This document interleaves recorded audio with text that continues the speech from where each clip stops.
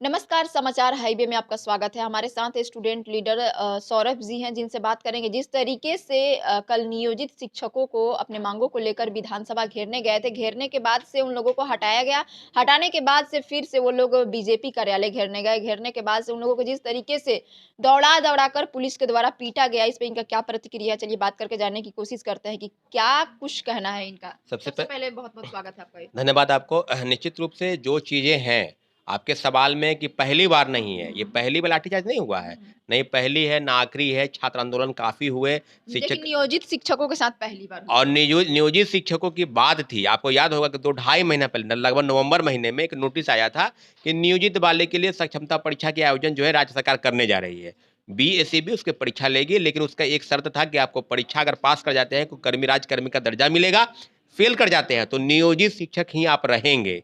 इस बात पर हुई थी, तो उस समय में भी बवाल हुआ था कि परीक्षा हम नहीं देंगे, परीक्षा क्यों देंगे? अरे भाई पात्रता परीक्षा दिए, फिर आप जो परीक्षा आयोजित हुई वो दिए, आप फिर सक्षमता परीक्षा ले रहे हैं, तो एक शिक्षक का कितना परीक्षा लीजिएगा भाई? आप नौकरी में हैं, कोई 55 साल, कोई 60 साल का उम्र उसका होने कोई वाला है रिटायर भी होने और वाला कई है। लोग ऐसे हैं जिनका 1-2 महीने के अंदर रिटायर करेंगे, वो आप उसको ऑनलाइन परीक्षा की बात कर रहे हैं। और आज पुनः एक नोटिस आया है, 5 सदस्यीय कमिटी बनी जिसके चेयरमैन के पाठक अपर मुख्य सचिव शिक्षा विभाग हैं। उन्होंने कहा है कि परीक्षा के संदर्भ में जो सक्षमता परीक्षाएँ होगी, वो डिपार्टमेंटल परीक्षा आपको याद होगा मुख्यमंत्री जी बोलते थे कि राज्यकर्मी का दर्जा हम देंगे, लेकिन एक छोटा-सा मामूली परीक्षा आपको देना है, नॉर्मल परीक्षा है, पास कर जाइएगा, आपको राज्यकर्मी का दर्जा मिलेगा। लेकिन यहाँ तो नौकरी छीनने की बात चल रही है। मनगढ़ंत कहानी जो रचते हैं कि नौकरी दे दिए, 2 लाख दे दिए, हम 2 लाख और दे देंगे।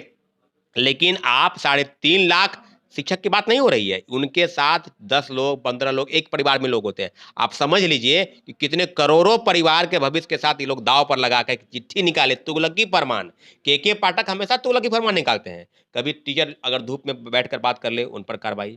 कभी विरोध कर दे, अभी मसाल जुलूस निकाला तो उस पर कार्रवाई की, जो लोग शामिल हुए हैं। क्या कितने पर कार्रवाई कीजिएगा भाई? एक अधिकारी से पूरा बिहार की व्यवस्था चलेगी क्या? शिक्षकों को अब बदलना है, शिक्षा व्यवस्था को बदलना है तो पहले महिलाओं पे भी लाठीचार्ज किया बिल्कुल, गया है, बिल्कुल। वो भी देखिए, जेंट्स पुलिस के द्वारा। आपको याद होगा कि कई मामलों में गिरफ्तारी भी होती है, तो जेंट्स पुलिस ही महिला को गिरफ्तार हुँ, करते हैं। हुँ। तो ये कई मामलों में महिलाओं के तरफ से या पुरुषों की तरफ से कुछ है ही नहीं।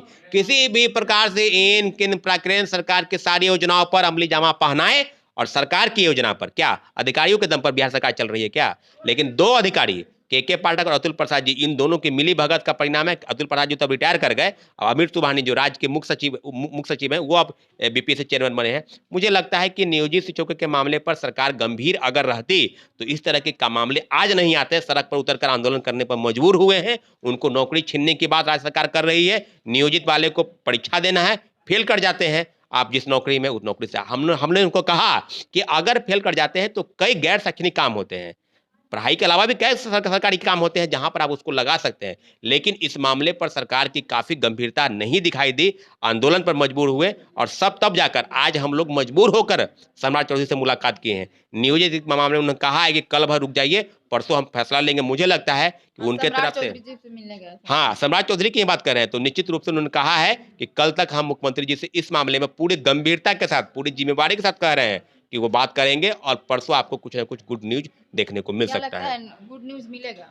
देखिए, गुड न्यूज़ उनके तरफ से क्योंकि है। अपने बातों को लेकर तो बहुत सारे नेता मंत्री देखिए, खड़े अब हो जाते हैं। सरकार की आप बात करेंगे, तो सरकार तो खुद पलटी मार सरकार हुँ, है। हुँ, हुँ। जिसके मुख्यमंत्री के कहने पर कि हम बस नॉर्मल परीक्षा लेंगे, आज डिपार्टमेंटल परीक्षा के नाम पर एक बिहार विद्यालय परीक्षा समिति परीक्षा आयोजित कराई है, तो पलटी तो कोई मार देगा। अब आपने सिर्फ नीतीश कुमार की बात नहीं है, बीजेपी वाले भी हम पलटी मारते हैं। पहले बोलते थे कि सप्लीमेंट्री रिजल्ट देंगे, आज चुप्पी मार के बैठे हैं। पहले बोलते थे कि नियोजित वाले को राज्यकर्मी का दर्जा देंगे बिना शर्त, आज परीक्षा लेने पर तो कौन लोग काम कर रहा है? कोई अधिकारी अपने मन से चिट्ठी नहीं निकालता है, वो सरकार के कहने पर, सरकार के उन इशारों पर चिट्ठी निकालती है जहाँ से सरकार के इशारा होता है। मुझे लगता है कि के पाठक हो या कोई भी बड़ा अधिकारी हो, सरकार की योजनाओं को अमली जामा पहनाने के अलावा सारे मामलों पर शिक्षक अभ्यर्थियों के साथ, छात्र अभ्यर्थियों के साथ बहुत बड़ा यहाँ पर षड्यंत्र चल रहा है। लेकिन अब प्रेस आपका भी काम है कि प्रेस के साथियों को उन लोगों से सवाल कीजिए, जो लोग सत्ता में नहीं थे, आज पुनः सत्ता में आ गए हैं, एनडीए की सरकार बनी। तो मुझे लगता है कि सम्राट चौधरी के बात पर हम लोग को अभी कल परसों तक 2-3 दिन तक भरोसा करेंगे।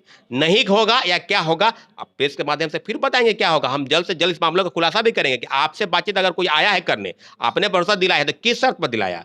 कि माँग बिल्कुल जायज़ है, बिना शर्त राज्यकर्मी का दर्जा देना होगा। 3,50,000 नियोजित शिक्षक इस राज्य में पढ़ा रहे हैं, उनके भविष्य के साथ खिलवाड़ किसी भी कदम पर, किसी भी हाल में हम होने नहीं देंगे। ठीक है, बहुत-बहुत शुक्रिया। हमारे साथ स्टूडेंट लीडर सौरभ जी थे, जिनका साफ तौर पे कहना है कि किसी भी हाल में नियोजित शिक्षकों को राज्यकर्मी का दर्जा देना होगा। इसी मुद्दा को लेकर और बहुत सारा मुद्दा को लेकर आज डिप्टी सीएम सम्राट चौधरी जी से वो मिलने गए थे, तो 2-3 दिन वेट करेंगे, कुछ ना कुछ पॉजिटिव निकल सकता है। आपका क्या प्रतिक्रिया हमें कमेंट बॉक्स में ज़रूर बताइएगा। इसी तरीके के तमाम खबरों के लिए देखते रहें समाचार हाईवे। धन्यवाद।